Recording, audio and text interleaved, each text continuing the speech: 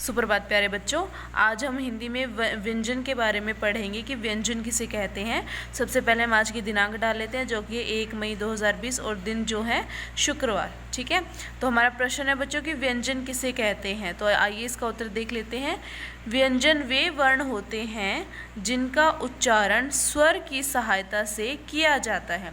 बच्चों, हमने स्वर के बारे में जाना था कि स्वर कौन से होते हैं। स्वर वे वर्ण होते हैं जिनको बिना किसी सहायता के बोला जाता है और जो होते हैं अ से लेकर ओ तक। ठीक है बच्चों, तो ये हमने जाना था स्वर के बारे में कि स्वर होते हैं जिनको बिना किसी वर्ण की सहायता के बोला जाता है। लेकिन जो व्यंजन होते हैं बच्चों, व्यंजन को स्वरों की सहायता से बोला जाता है। ठीक है, इनका उच्चारण स्वर की सहायता से किया जाता है। व्यंजन का उच्चारण स्वतंत्र रूप में नहीं किया जाता। स्वर जो थे वो अपने आप में स्वतंत्र होते हैं, उनको किसी की आवश्यकता नहीं होती, वो किसी की सहायता नहीं चाहिए होती है। लेकिन जो व्यंजन होते हैं बच्चों, व्यंजन स्वतंत्र रूप में नहीं बोले जाते, उनका उच्चारण स्वतंत्र रूप में नहीं किया जाता। उनको बोलने के लिए स्वर की सहायता ली जाती है, जैसे कै, ख, ग आदि। और ये कैसे ली जाती है सहायता, आइए उसके बारे में भी देख लेते हैं।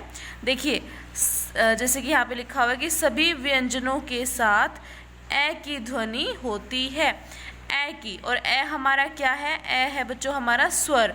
तो सभी व्यंजनों के साथ ए की ध्वनि होती है और ए जो कि है वो हमारा स्वर है। जैसे कि क जमा ए क्या बन जाता है, ये बन जाता है क। जब तक क के साथ ए नहीं लगेगा, क पूरा वर्ण नहीं बनेगा, ये आधा रहेगा। ये पूरा तभी होगा जब इसके साथ अ जुड़ जाएगा, और ये जब इसमें अ जुड़ जाएगा तो ये बन जाएगा क। यानी बिना स्वर के व्यंजन जो है वो अधूरा है। ठीक है, जैसे देख लेते कि हमारा ख, ख कब बनेगा, ख तभी बनेगा बच्चों, ख में क्या क्या है, ख में आधा ख और ए, ये दोनों मिलकर बनाते हैं ख।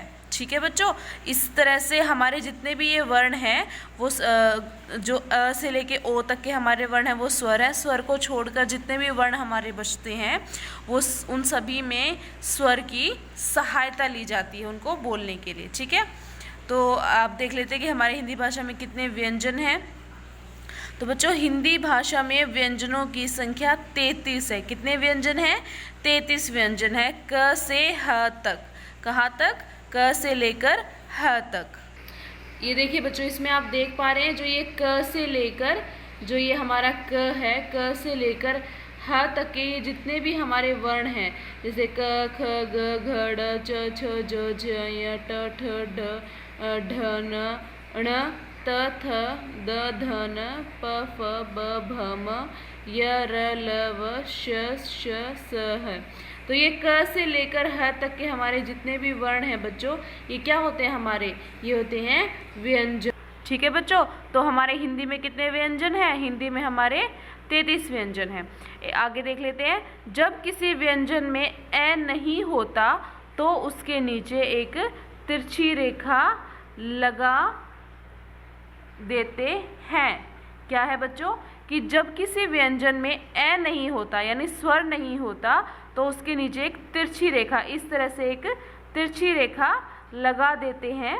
इस तिरछी रेखा को हलंत कहते हैं। क्या कहते हैं बच्चों, इसको हलंत कहते हैं। और जहाँ पे भी ये हलंत लगा होता है ना बच्चों, समझ जाना वहाँ पर उस वर्ण के साथ में स्वर नहीं है, वो वर्ण जो है हमारा, वो व्यंजन जो है वो पूरा नहीं है, वो आधा है। जैसे क, ग, च, ये जो है हमारे क, ग, च, ये पूरे नहीं है, ये आधे हैं, जिसको हम कई बार ऐसे भी लिखते हैं ना, ये वाला, ये हमारा आधा वर्ण है। ठीक है, जैसे ये लिखते हैं ग, ये हमारा आधा वर्ण है, ये च आधा है। इसका मतलब क्या हुआ, इसका मतलब बच्चों हम इसको ऐसे भी लिख सकते हैं। हम यहाँ पे जो ये क है इसको हम ऐसे भी लिख सकते हैं। ठीक है, हम जो ये हमारा ग है ये होता है आधा ग। इसी तरह से जो च के नीचे हलंत है इसका मतलब ये आधा च है। ठीक है बच्चों, तो इसका मतलब क्या है, जितने भी हमारे वर्ण हैं वो तभी पूरे होते हैं, जितने भी हमारे व्यंजन हैं वो तभी पूरे होते हैं जब उनके साथ अ जुड़ा होता है, ठीक है। जब तक अ नहीं जुड़ता है वो आधे होते हैं, ठीक है बच्चों। इसीलिए कहा जाता है कि व्यंजन को सुरों की सहायता से बोला जाता है। आज के नए शब्द और देख लेते हैं बच्चों। हमारा पहला शब्द है नयन। नयन का अर्थ है बच्चों आँख। दूसरा शब्द है प्रशंसा। प्रशंसा का अर्थ होता है बच्चों तारीफ। और तीसरा शब्द है हमारा वायु। वायु का अर्थ होता है बच्चों हवा। तो ये था हमारा आज का हिंदी का कार्य। धन्यवाद।